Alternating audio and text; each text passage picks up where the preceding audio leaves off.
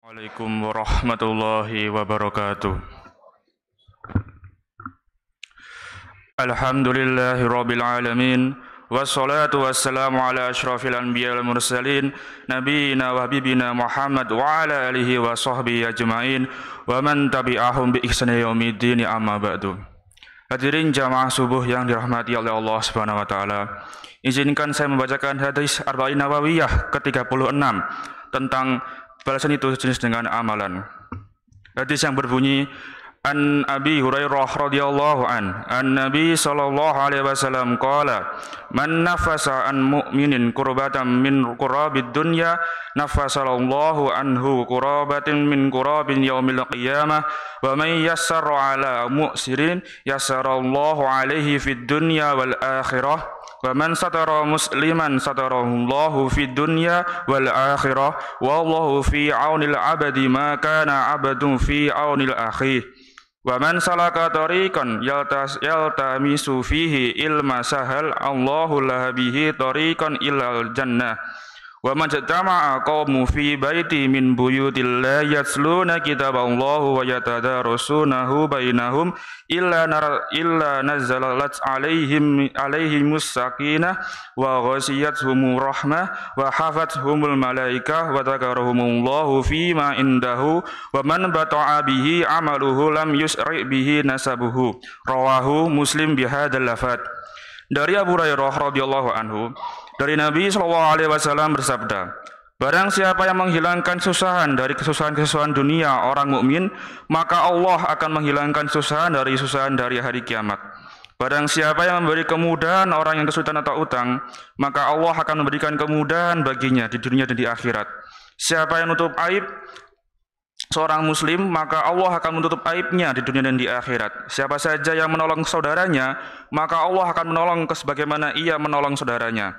Barang siapa yang menempuh perjalanan dalam rangka menuntut ilmu, maka Allah akan memudahkan baginya jalan menuju surga. Tidaklah berkumpul sekelompok orang di salah satu rumah Allah atau masjid untuk membaca kitabullah dan saling mempelajarinya di antara mereka, melainkan akan turun kepada mereka ketenangan, rahmat meliputinya, para malaikat mengelilinginya, dan Allah menyanjung namanya kepada malaikat yang ada di sisinya. Barang siapa yang lambat amalnya, maka tidak akan bisa dikejar oleh nasabnya atau garis keturunan yang mulia. Hadis riwayat Muslim dan lafal ini. Hadirin jamaah subuh yang berbahagia, setelah kita disinggung tadi bahwa hadis ini sangat penting dan memiliki banyak ilmu di dalamnya, adapun beberapa kandungan hadis Arba'in Nawawiyah adalah sebagai berikut. Yang pertama, sesama muslim ibarat satu tubuh. Kandungan yang pertama mengajarkan bahwa setiap orang muslim ibarat satu tubuh. Maksudnya adalah setiap individu dalam masyarakat Islam diibaratkan sebagai satu tubuh. Apabila satu merasakan bahagia atau kesedihan, semua juga merasakan bahagia atau kesedihan. Yang kedua, saling membantu dalam masalah. Setiap manusia di dunia ini akan menghadapi berbagai masalah, termasuk orang muslim. Oleh karena itu, setiap muslim dituntut untuk saling membantu sesama. Adapun cara yang dapat dilakukan adalah sebagai berikut. Yang pertama, menolong sesama muslim dari kezaliman. Tubuh yang sakit akibat kezaliman harus kita tolong. Terlebih lagi perbuatan zalim yang diterima oleh saudara kita dikarenakan komitmennya terhadap agama Islam. Perbuatan zalim dapat dilakukan dengan cara lisan maupun perbuatan. Walaupun dalam bentuk lisan kita harus tetap membantu saudara kita sesama muslim dalam mengerjakan keadaan kondisi apapun. Yang kedua, apabila sesama muslim ditahan oleh musuh, kita harus segera membebaskannya agar saudara kita selamat dan tidak digoyahkan keimanannya oleh musuh. Yang ketiga, kebutuhan keuangan setiap orang memang tidak dapat diprediksi terus-menerus. Saling tolong-menolong pun menjadi bagian penting, memberikan hutang pada sesama muslim apabila diperlukan sebagaimana dilakukan. Banyak ulama mengatakan bahwa memberi hutang pada sesama muslim mempunyai pahala yang lebih banyak dibandingkan bersedekah. Yang ketiga, berlomba dalam beramal soleh. Berbanyak amal soleh sangat penting bagi kaum muslim. Inilah mengapa kaum muslim sebaiknya berlomba-lomba dalam kebaikan. Hal ini juga tertuang dari hadis Arba'in Nawawi. Selain memperbanyak pahala sebagai bekal di akhirat kelak, banyaknya pahala juga akan menghindarkan kita dari hari kiamat yang amat pedih. Yang keempat, memberikan bantuan ekonomi. Kandungan hadis Arba'in Nawawi ke-36 selanjutnya adalah memberikan bantuan ekonomi. Dalam perjalanan hidup seorang, kesulitan akan selalu ada di kehidupan siapapun. Namun, kesulitan ini berbeda-beda. Ada permasalahan dari ekonomi, sosial, dan masih banyak lagi. Kebanyakan masalah ekonomi menjadi masalah yang sering ditemukan. Dan mengiringankan beban mereka inilah pahala yang akan diberikan oleh Allah. Caranya sangat banyak, misalnya bersedekah kepada orang yang sangat membutuhkan, berbagi takjil, dan bisa juga dengan memberikan masa tenggang waktu pembayaran atau melunaskan sebagian atau seluruh hutangnya. Yang terakhir, menutup aib. Hal yang menjadi kandungan hadis ke-36 adalah menutup aib sesama muslim. Perlu ditekankan sekali lagi, bahwa semua individu muslim diberatkan satu tubuh. Menutupi air selama muslim menjadi sangat wajib bagi kita. Menggosip memang hal yang sangat menyenangkan, terlebih dari kaum wanita.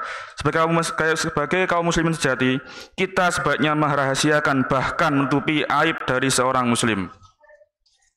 Itulah 5 kandungan yang terdapat pada hadis Arba'in Nawawi yang dapat dijadikan pedoman pada setiap masalah.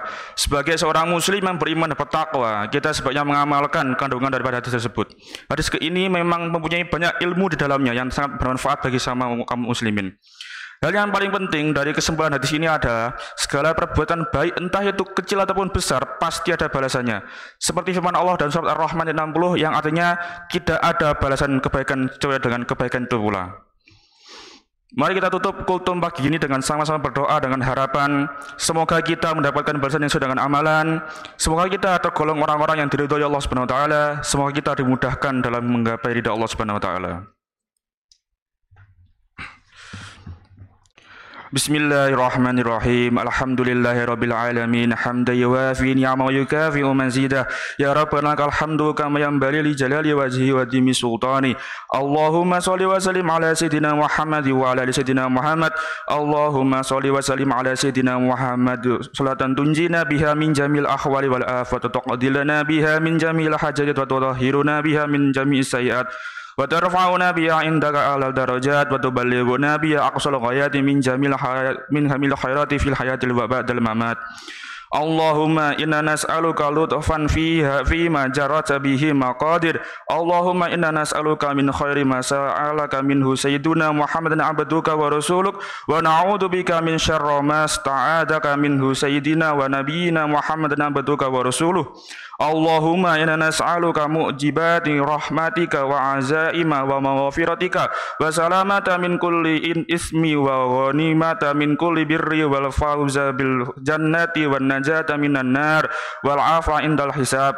Rabbana la tuzigh qulubana ba'da idh hadaytana wa hab lana min ladunka rahmah innaka antal wahhab. Rabbana ighfir lana wa liwalidina kama rabbana shighara wa jami'al mu'minina wal mu'minat wal muslimat min ahya min wal amwat. Rabbana atina fid dunya hasanah wa fil akhirati hasanah wa qina adzabannar. Wa sallallahu ala sayyidina Muhammad wa ala alihi washabihi wasallim walhamdulillahi rabbil alamin. Assalamualaikum warahmatullahi wabarakatuh.